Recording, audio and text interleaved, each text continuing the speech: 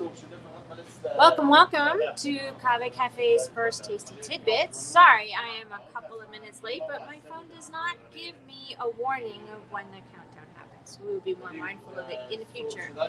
Today, we are going to be talking about feta cheese. I was doing a cooking class a couple weeks ago, and we were doing the feta dip, and couple people were just wondering how there were so many different kinds of fetas, because they're just used to going to the traditional grocery stores and buying feta there. And I said, oh my goodness, you have not seen the feta selection until you've gone to Black Cherry to see their feta selection. And not all feta is the same, and I think that's kind of a common misconception among Americans, is that there's only one kind of feta. There's not one kind of feta. So I figured, why not come here with my camera and we can talk about the different kinds of feta, because there's different feta from different regions of around that the country. So after doing a little research, the process of making feta hasn't changed much or at all since the Trojan War. So basically, you stick your milk in, your sheep's milk in, the rennet, and you kind of let it coagulate, and you bring it to a boil, and you let it sit so that it all kind of piecemeals up.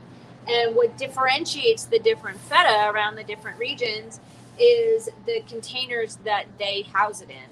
So some put it in a basket, and some put it in a tin, and some put it in a bucket kind of thing. And that kind of differentiates whether or not it's going to be salty or not so salty. And if you're buying feta, you should be buying feta when it's in a brine. So let's take a look at one of them. So this is Turkish picnic cheese. It's white cheese, and this is in a brine.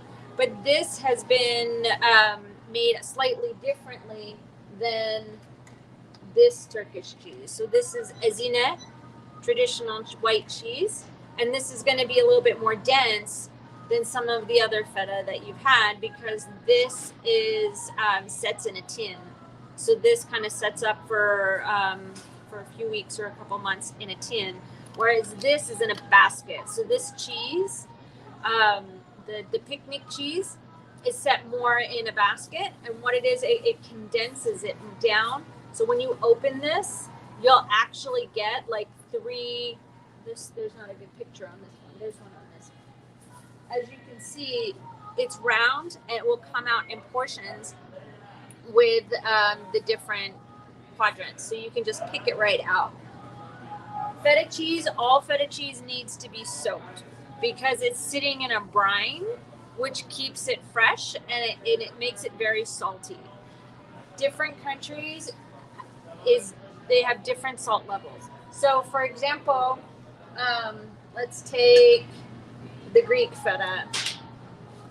The Greek feta is going to be the saltiest because of the way they prepare it. That's going to be the saltiest, so you're going to need to let it sit in water. So what you do is you would take this out of the container or out of the jar, whatever portion you're going to eat, put it in a bowl of water, and let it sit there for at least 20 to 30 minutes. And if you want it less salty, maybe go up to 40 or 45 minutes. I've gotten a couple of batches of feta at Restaurant Depot a couple of times, and the saltiness was just out of this world, and I had to soak it overnight to make sure I was able to get the brine out. Now, if you're going to look at a less salty version, then you're going to be looking at the Bulgarian feta. So the Bulgarian feta is going to be a little bit less salty in the way that they prepare their feta. The least salty of all of them is going to be, I am making such a mess trying to show these as well as keep my display. I'll have to work on this. Is the French feta. So French feta, the way they prepare it in the tins is going to be the creamiest, and it's going to be the least salty out of all of them. So there's all different kinds. We've got the French one, we've got the crumbled Greek kind, the traditional Greek kind, the Arabic ones, the Danish ones in these blocks, and the Egyptian one, these are softer. These you don't need to soak as much. This one is going to be almost like a cross between, yes, Valparaiso French feta is the best. I love it. This one here, this is a cross between like a goat cheese and a feta cheese. So it has like a flavor of the feta cheese and like that twang of the feta cheese, but it's going to be soft like a goat cheese. So, and this doesn't need to be soaked, but this is definitely like smearable. It's not crumbly at all. Let's see. We have a lot of Danish white cheese. Let's see. What other kinds of cheese do we have?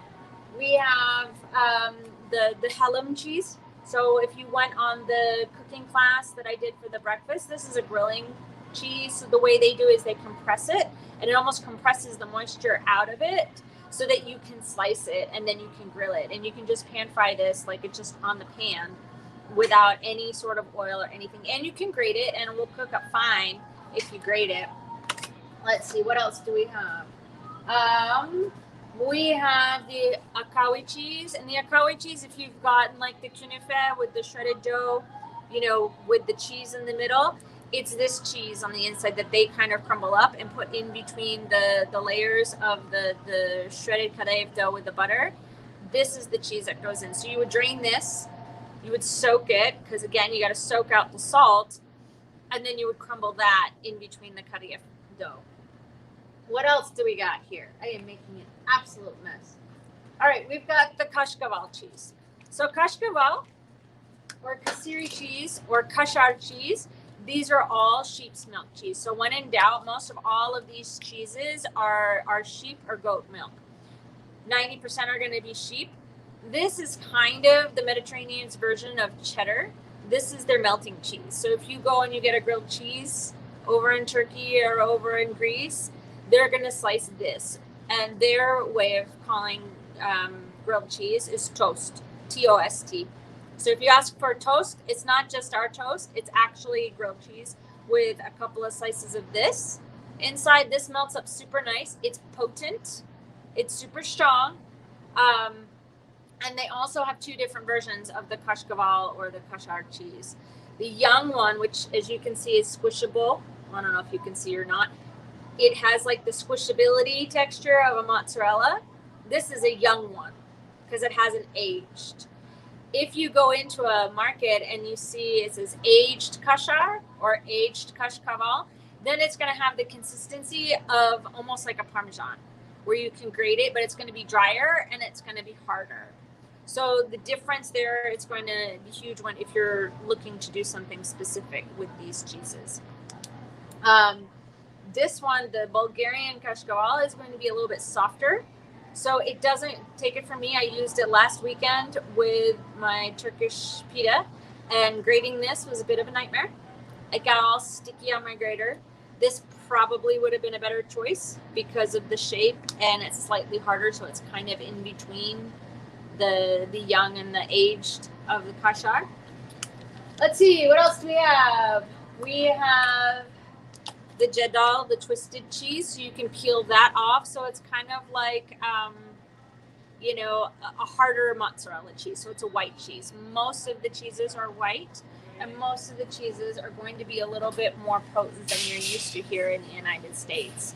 And if you come down to Black Cherry or any Mediterranean market, if you can see behind me all the different cheeses that they have, it goes on for absolutely forever. There's so many different kinds of cheese, and there's so many more that you could have got, you know, and every feta is going to taste different. And I think every palate has their own, feta palate.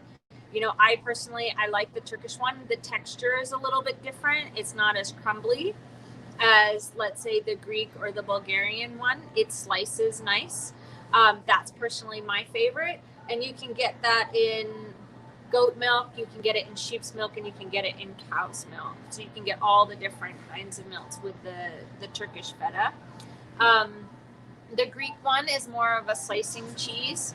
So you can slice that up. Most of the time over in Turkey or in the Middle East, they're going to have their feta there's slicing cheese and there's baking cheese. And so figuring out which one would be better for the table in the breakfast, or what you're going to bake in like your spanakopita or in your börek or something like that, is kind of knowing the difference. I personally like the traditional Turkish ezine for my breakfast table. And then I think my favorite is either the French or the Bulgarian as far as cooking. So I like the way that they crumble, and I like the way that they melt in the in whatever pastry I'm putting it in. If you go into a normal supermarket, you're probably going to see American feta. The French feta, so I can season it myself, absolutely. I mean, I think the French feta honestly is the best, and I don't know if you can see, but this little tray that it's on is on like 40 pounds of French feta. So Angie, you got a ton of French feta there if you need it. Big, huge container, all for you. Oh my goodness, my thing is not staying up. Okay, there we go. Do you guys have any questions on feta? How much to eat in one setting? Probably the whole damn thing. I think the key is if you have a container that you can reseal. I'm sure he did try to sell it to you because you love French feta. When you're using the feta, if you get one of these resealable containers, it helps keep the feta fresher longer, because you can just slice out what you want and leave the rest in the brine. So whatever you're going to take for that morning portion, take it out and put it in some water to soak, and then put the cover back on and put it back in the refrigerator. Don't do what I do and think that I'm going to eat the whole damn thing and then drain the brine and then soak the water inside a little container, because it's super easy. And then it goes bad because my eyes are bigger than my stomach. The things that I would encourage you to stay away from is the crumbled feta that you get at the supermarkets, like the traditional supermarkets. Most likely it's American and cow's milk, and it kind of is like styrofoam. So do yourself a favor and come over to Black Cherry and check out all of their cheeses, and maybe challenge yourself to try a different cheese every week, because there's so many different kinds. It was hard to fit everything on my little tray here without dumping it all over. So I'm going to say goodbye for right now and come up with something to talk about for next week. So goodbye. Have a good day.